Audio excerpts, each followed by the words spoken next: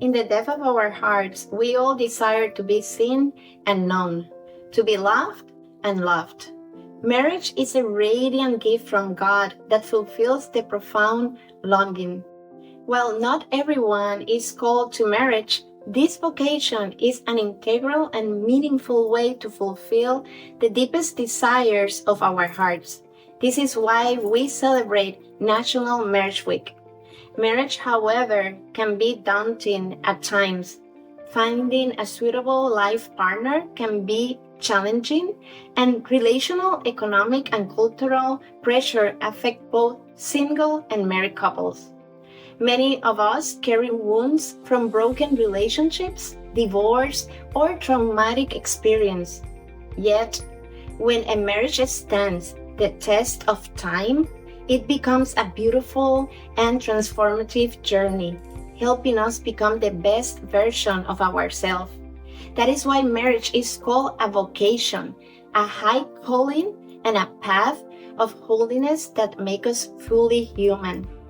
Today, Sister John Paul Maria, coordinator of the Office of the Tribunal at the Diocese of Santa Rosa, will provide a deeper explanation of what the Church teaches about divorce and how divorced or remarried Catholics are welcomed back to the Church and encouraged to live in communion with God.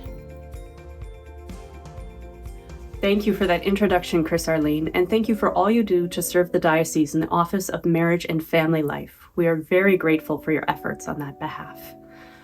As Chris Arlene mentioned, I serve our diocese here in the Tribunal office.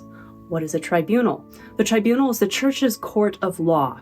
We uphold the code of canon law for the Church, overseeing different cases that are brought forth to the tribunal.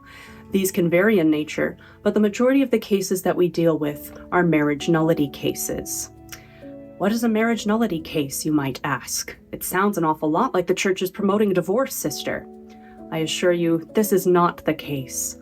In the Gospel of Matthew, chapter 19, our Lord makes very clear that divorce was merely permitted by Moses due to the hardness of men's hearts. It was never something ratified by God, and God from the beginning intended that man and woman should be one.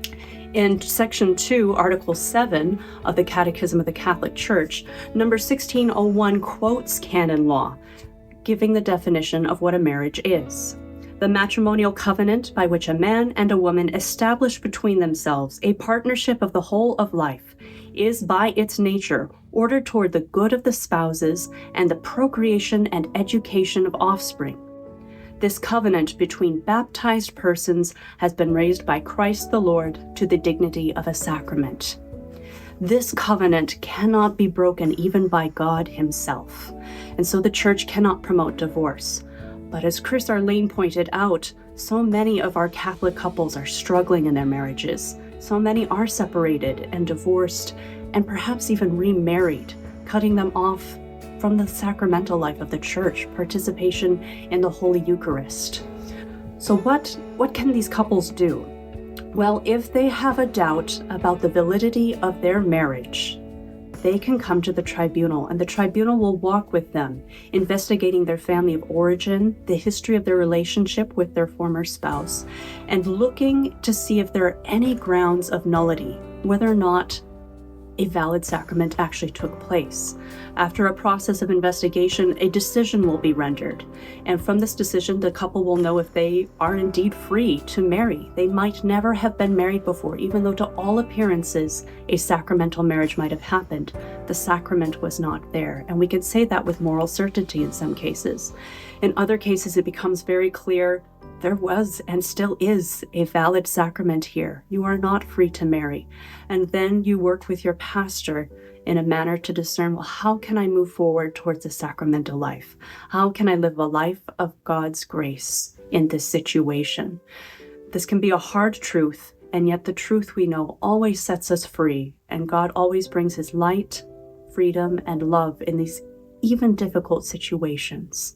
So that is how we help serve the Church here in the Diocese of Santa Rosa in the marriage nullity process in the tribunal, walking with these couples, discerning the truth of their situation, and helping restore them to the grace of the sacraments.